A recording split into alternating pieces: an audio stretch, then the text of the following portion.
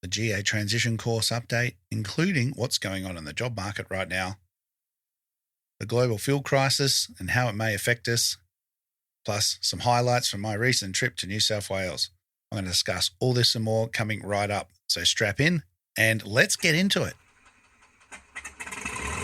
Good morning, 3614, 95 Mallow 7 POB with Alpha. Coordinating, Halen, I'm running bank pressure rolling to 30 degrees. That's 30 degrees there.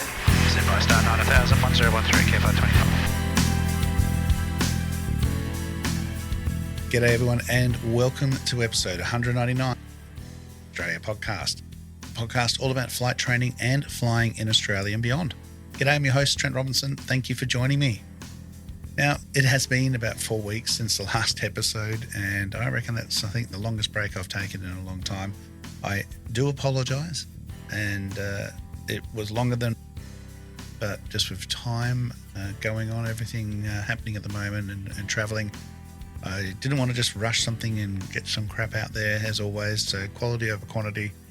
And anyway, I hope you've had a nice break from my voice, and thank you for tuning back in. And not it's certainly not been for a lack of things to talk about. There's been a heap going on, quite the opposite. But yeah, plenty of flight training, all good things. But it is a good reminder, I guess, that when things get busy, it's where we can start to slip if we're not careful. And that's something I don't want to do, both in the discussions that we have here. But yeah, this episode's a bit of a reset, I guess, ahead of the big 200 coming up, and I'll talk a bit more about that at the end of the episode, what's going to happen. But we're going to cover a few things, including a bit of feedback. Just GA transition courses have been going, and what's actually going on in the job market right now, which of course includes the fuel crisis. And there's a lot going on. The world's gone into a bit of a spin at the moment, hasn't it? And some crazy things happening.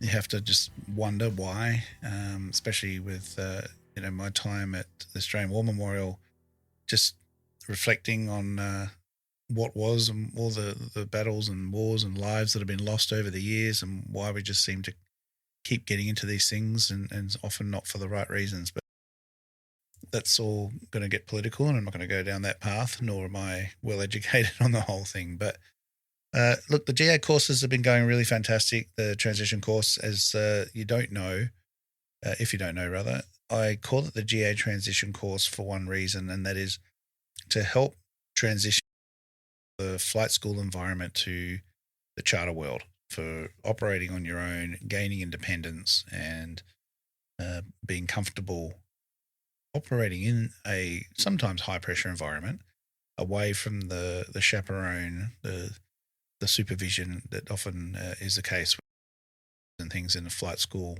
environment. And everyone that's been on the course has needed it. There's never been anyone that hasn't. Some have been easier than others for sure, which is fantastic.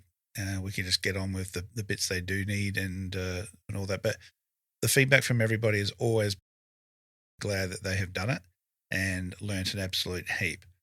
Now, the main themes, if you're looking at getting in the job market and wondering whether you need to do the course or not, I don't care whether you're doing mine or not. Of course I care, I'd love to, but this isn't a push to you have to do mine or you don't have any chance of getting employment. But if you are going to get some exposure and experience, it needs to be more than just, I'm going to get some 210 time.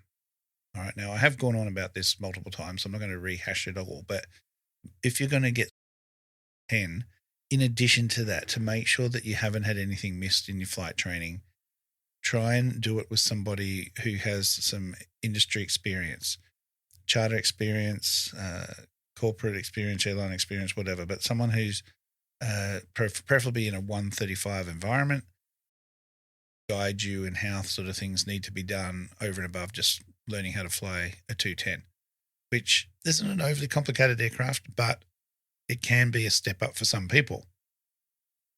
If you haven't got a lot of high wing experience, if you haven't flown a sort of big block 6-cylinder engine aircraft, it can be a little bit different for you, and certainly lack of analog instrument experience, because let's face it, that's pretty much what 90% of the aircraft up here and similar areas have.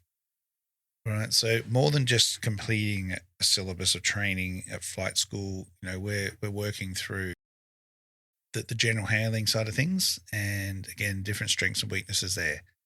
Decision making, mostly exposure to real scenarios, training scenarios, weight and balance, passenger management. Life jackets is something that is very poorly understood. I guess you guys don't fly, and so you may have mentioned it once or twice, but never actually opened a life jacket, seen one, worn one, inflated one. So these are all things that we cover off. A lot of it is fairly quick. It doesn't take a whole lot to cover it and discuss it, but other topics we do elaborate on where everyone on the course is at.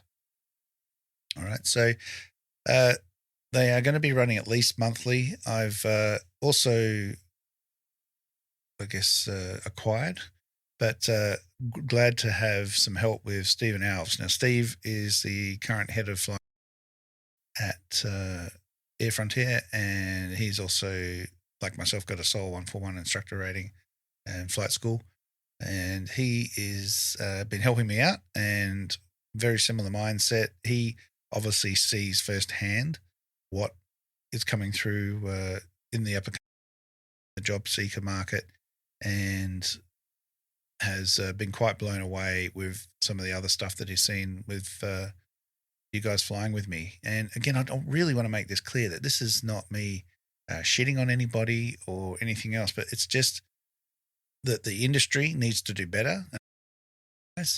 And I don't think I should have to be doing this training. I've said that multiple times, but it's just the reality. So the best thing we can do is make it as high quality as possible and help you get in the right place for a job. So it's great to have Steve helping out. And if I can't fly with you, I'll get Steve to do something with you. And he's also got some weekend availability, which just helps broaden the options. So let me know if you are interested. Do email me. Don't message me on Messenger, or text me if you can. Send me an email, info@trentrobinson.au. All the contacts are in the episode descriptions, and I'll send you all the info on that. So as far as the job market at the moment, there's a bit of noise going on out there, I guess. And we've got things like pilot shortages and skill shortages and not enough pilots and stuff. There's not a shortage of low time pilots. There's plenty of them around, but there is a shortage of job ready pilots. And one of the things I say onto the course is it's incredibly competitive out there, but the quality of the competition isn't necessarily high. And again, thing to say, but some people just aren't ready. You can tell when you meet them, and that's okay if they're willing to do something about it and acknowledge it. But many don't, and that's unfortunate, because they're letting themselves down, and then they end up walking off disillusioned as to why nothing's happened, and they're Darwin or Broome or Kununurra or wherever they are, somewhere in Queensland or whatever, Central Australia, and just ended up empty-handed. Some operators are having issues with retention as things move on. Now, the airline market's been up and down and like a yo-yo, and with Airbuses and A220s and Neos and 73 Maxes and all that sort of stuff, but they've been trickling through, new E-jets. But at the same time, they are becoming a bit more selective because of the performances of new recruits where they've been struggling, not through, both in the GA market and somewhat in the airline market. All right. But overall, they're looking for people with the right attitude, good independence, good decision-making, and exposure to not just hours and logbooks. And this is the common theme that I always press. If you just want to build hours, you're going all about it the wrong way. All right. They're really looking for the right people, the right fit, people that are going to work well in a crew environment or a single pilot environment, depending on what the operator is. this is really where the gap highlights where people are at. Students are finishing training and then basically just hitting a wall trying to get that first job. And that is exactly why programs like my GA transition course exist, because there is just this void that it's get you in, get you done, get you out. And they're not spending time on personal growth and development. I honestly feel back in the day, you used to go in a boy or girl and come out a man or a woman, and you did mature through if it was done properly and at a sensible pace. I don't know if that's necessarily happening as much these days in some places. Again, whole nother topic and discussion and something maybe I need to do some more research on, but that's the general feeling from people at various operators across Australia that I talked to. And that's really where we need to get to. So one extra thing that is, I guess, let's just zoom out for a second. We've been here before in various phases of events going on in life. And over like the first 30, 40 years of aviation or so, we've had global economic collapses, we've had bird flus, we've had SARS, we've had COVID, every 5 to 10 years. And this has been something ever since I've been doing Learn to Fly. It's always been something I've mentioned, and it's been factual. And so more recent years, like so we've had the .com crash, 9/11, the GFC, COVID. About every 5 to 10 years, there's some big. And now it seems through the war in Iran and the global fuel crisis is now starting to hit us. I'm sure everyone's got their own thoughts on the whole process. Again, I'm not a specialist, but the main, with the fuel uncertainty, I guess, is the narrative usually ends up the same. There's a pilot shortage, so get in now. Then during, what happens is things have slowed down, and then at the end of it, we're scrambling again. And that's where we're at. We're in this slowdown phase again. So we just recovered after COVID, and if you remember, straight after COVID, everything stopped, either employment or training, and then everyone got made redundant and moved on, changed careers. Then COVID finished. There was a scramble. There's everyone in that needed a job pretty much got one.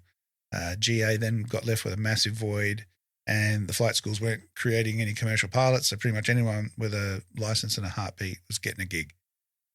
All right, so we're now back into this recovery of the training. Now there's a flooded market of C, and things have slowed down again. All right, so when people ask, is now a good time to start flying? The answer always is, if you're ready, then go for it. But there's never necessarily a perfect time. You may luck out, but we can only tell you that in hindsight. It's near impossible to predict exactly what. And look at these global events and these rough timings. But the problem is 5 to 10 years. Well, that's 2 in 10 years or 1 in 10. We don't know how often they're going to happen. So it just has to be, if you're looking at getting into flight training, get into it, get it done. But naturally, there is costs. Right now, the fuel situation is, we don't know. We start seeing genuine pressure on global fuel supply, obviously with the Middle East tensions, concerns around the shipping routes and Strait of Hormuz and all that sort of stuff. Here in Australia, I believe, we don't refine anything really here domestically anymore, so we heavily rely on imports. And a lot of our fuel sources do come from Southeast Asia. So initially, the fuel companies were saying, yeah, there's no real issue because all our fuel comes from Southeast Asia. But where does for Southeast Asia to create all these fuels? Well, the Middle East and everywhere else. So the problem we've got is now some of those countries are starting to prioritize their own supply. So it's not just necessarily the push on price, but also the availability. And aviation is going to feel this every single time because avgas probably sits right at the bottom of the priority list. We are one of only a couple of countries now still actively really using avgas. A lot of places you can't get it anymore. It's a niche product, small. See, if supply chains tighten, it becomes harder and more expensive to move or produce, and especially into regional and remote areas. Places like far north Queensland, Northern Territory, WA, I think are going to be feeling this first. So what does that mean for us? Higher transport costs. So there's going to be increases on passenger carrying transport, whether it be high or low capacity.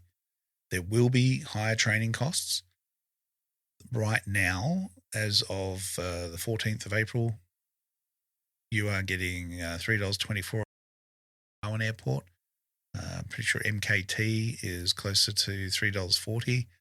And I know across east towards Elko and Gove, I'll be there later in the week, but it was around $5. It's going to be more than that. This makes it very, very cost prohibitive. All right. But zooming out again, this will hopefully just be another cycle. Different cause, same effect. All right. So we can't build our career around today's conditions. We just need to be adaptable. Up in COVID, it stuffed them around a bit, but those that stuck with it got through, and the majority of them are now actively looking for jobs or in the job market already. All right. But the people who succeed in this industry aren't the ones that timed it perfectly. They're the ones that were ready when things picked back up and got on. All right. So some companies I know are considering their hiring options because obviously if we do run into a bit of a further restriction on fuel availability and it starts affecting the price, which clients just can't afford, they will look at alternatives or just not travel at all. But of course, that means less aeroplanes to be flown, less hours to be flown, less pilots required. And the last thing anybody's going to want to do is let anybody go, because we all know when it recovers, then they're going to have nobody. The demand will instantly increase overnight. Post-COVID situation again. So we just have to wait and see. I wish I had the answer, guys. That's what I'm observing at the moment. That's my best guess. What do you reckon? Feel free to let me know. I am no expert in this area on global economics and fuel situations, but that's just what my commoner pilot head has observed and is thinking, and based on what I'm hearing. So let's just fingers crossed, but it does just add another frustration to those of you that are looking for work and struggling, but it will get better. I know that doesn't help put money in your pockets and food on the table, but it will improve. All right. So moving on to something a little bit more rosy friendly is my Warbirds trip, I guess you could call it. I had the absolute privilege to spend and head across to New South Wales, where I firstly attended Warbirds over Scone, in Scone, which was just fantastic. So I had a media pass, organised a gold pass, which I'd paid for, and then organised a media pass, access the aircraft and everybody a bit more. And it was just brilliant. So got a bunch of interviews done, one of which I've already sort of published with Paul Bennett. That's on Facebook. I'll put it on YouTube shortly, but some of this stuff is also going out on Patreon as to sort of early access. So if you want to see it before anyone else, jump on any paid support subscription on Patreon will get you access. So thank you to everybody who is subscribed and continuing their subscriptions, because it helps me bring the content to you. A lot more coming very, very soon. You're going to start seeing a lot more showing up on YouTube and the like. But the airplane collections, my God, guys, like, it really was the first time this volume of Mustangs, Spitfires, Kitty Hawks, and all the other types were all together in one place. It was the same time that several variations or marks of aircraft had flown together, possibly in Australia, possibly since the war, which was just huge. So if you're just into aeroplanes, it was perfect. If you're into, it was fantastic. If you're into your various types of aircraft, it was just magic. And the sound, the smell, the presence of these aircraft, they were just in pristine condition, real living history. And you weren't just watching it, you were hearing it in your chest. The aerobatic displays by Paul and the team, just brilliant. Fantastic flying. The pyrotechnic team doing a fantastic job, just flawless. The pyros with explosions and booms and gun squibs and all that sort of stuff, just adding to the atmosphere. And as a photographer and videographer, it was really difficult because once the show started, it didn't stop. So something was starting up, something was taxiing, something was performing, something was landing. There was always somewhere to look. There was always something going on. And absolute hats off to Paul Bennett and the team, everyone involved with the structure, the coordination, the programming and the execution, the commentary, and that the crowd just loved it. It really stick. And I really look forward to bringing you all a whole heap more interviews and footage on little clips on Instagram, but the bulk of it will end up on YouTube, obviously because it's going to be too long for Instagram and that sort of thing.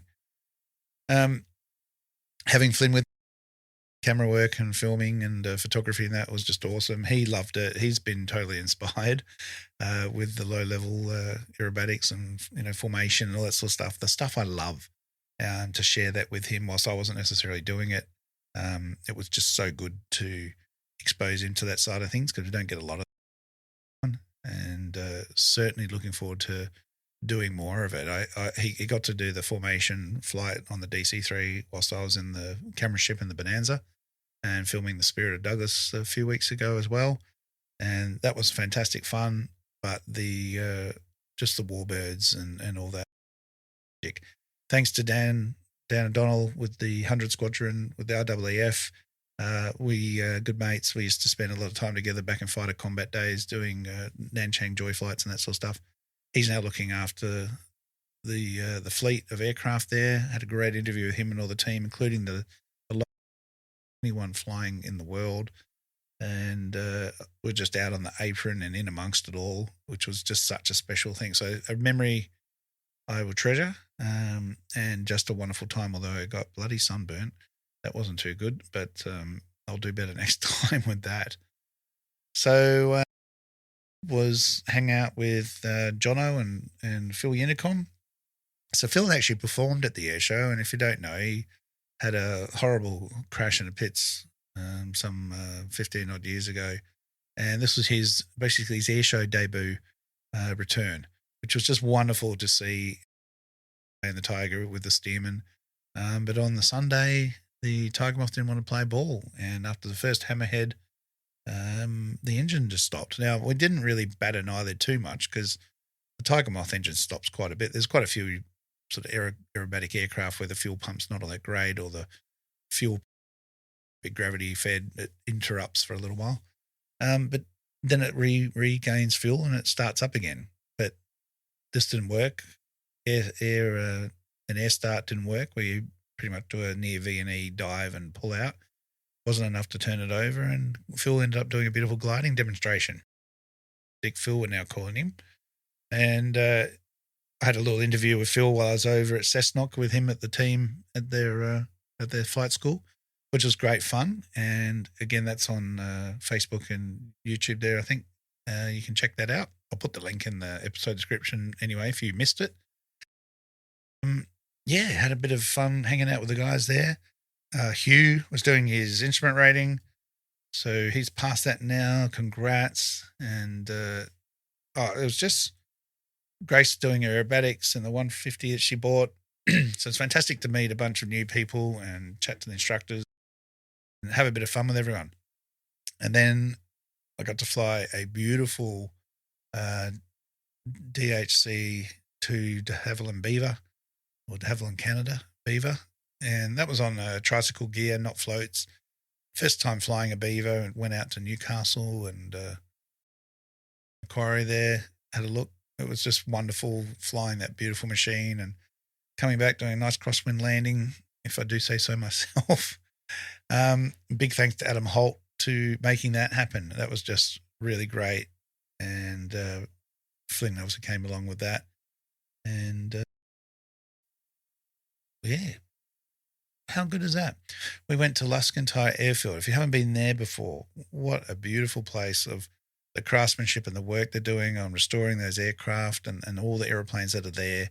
Reminded me very much of Serpentine in WA, where there's a whole heap of built and restored and put together. So that's just my cup of tea. I love that stuff. But yeah, soon it was time to leave, and we headed down to Haas. Now, if you haven't been to the Historical Aircraft Restoration Society in Shell Harbour, I can thoroughly recommend it. It's a fantastic living museum. If aircraft are all available on tour with a volunteer, it takes you through, and it has to be that way because more than 80%, I believe, of the aircraft that you're looking at are all flying, which means we can't just have people breaking things and whatnot. But the tour is fantastic access, fantastic information, goes for a good 90 minutes to 2 hours, depending on who you've got and how much everyone talks. But really well-oiled machine there, fantastic collection. And of course, they've got the big 747.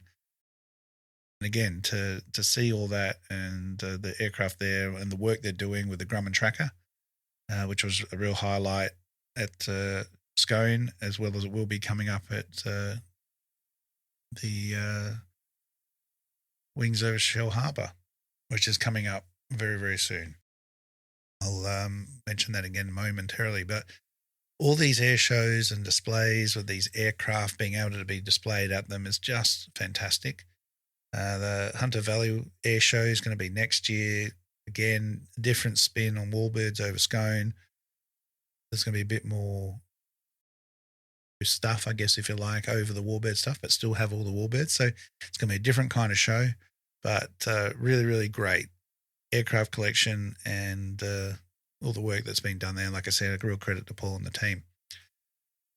What else did we do? Finally, we went to Canberra, went for a drive out to Canberra, and we went to the Australian War Memorial. Special place. Again, if you've never been, thoroughly recommend seeing it from just all the museum pieces and displays that they've got there. But also their aviation collection is just fantastic. And I thought we were going to miss out. The website wasn't very descriptive of what was going on, but it opened on the 1st of April, and we were there 2 days later, which is where G for George and the Leica all stored, and just what a collection and what a fantastic display. There's some things not quite finished yet and being done, but I was so happy to be able to see the aircraft, the beautiful Lancaster in there. They've got on the wall now. We've got a Kitty Hawk. There's a Black Hawk helicopter with a troop carrier. Sorry, I'm going to get the name wrong, but F-111 there, and the F-18, the classic F-18 Hornet. F-18 was just sitting there with this beautiful cut out section of the floor so you can look down onto it, and when you're looking back up, intermixed with the mini subs and all that. Just so well put together. Great collections, incredible moving stories, videos, and definitely some place that everyone should go to and then stay for the little ceremony and the playing of the last post. Is a very moving place. And I got to see again the plaque of my grandfather's brother, who was in number 10 Squadron, flying the Sunderland flying boat, which crashed in a night landing one night. My respects there. So a fantastic trip.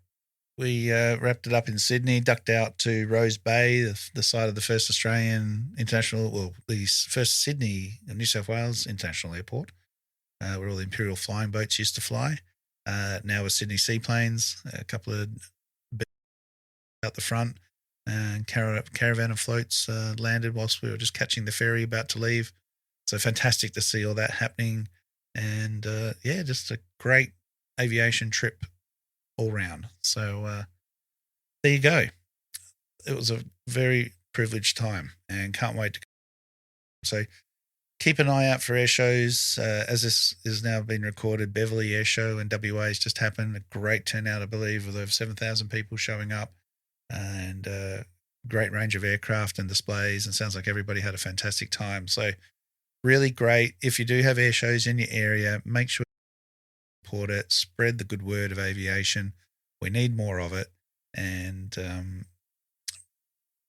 maybe you'll be up there one day displaying or flying something as well. I've had the privilege of doing a few air displays over the years, and it is great fun. It's a great buzz, and no better way to share it. All right, so that's about it for this episode. Coming up next time is episode 200. 200. Can you even believe it? So episode 200, and I'm going to be sort of recording. I'm going to do something a little bit different. So Saturday, if you're in Darwin, Saturday I'm going to be at the Amy Johnson Drive, which is the undershoot of Darwin Airport on the highway, or the road that goes underneath the threshold of runway 29. Having little barbecues there in recent times. And so Saturday I'm going to set up the recording gear and do a bit of a live recorded sort of podcast there, but it won't be broadcast till Monday. And I'm going to interview a few of the local pilots up here, student pilots, chance to ask, and just have a bit of a fun time and a bit of a celebration of 200 episodes.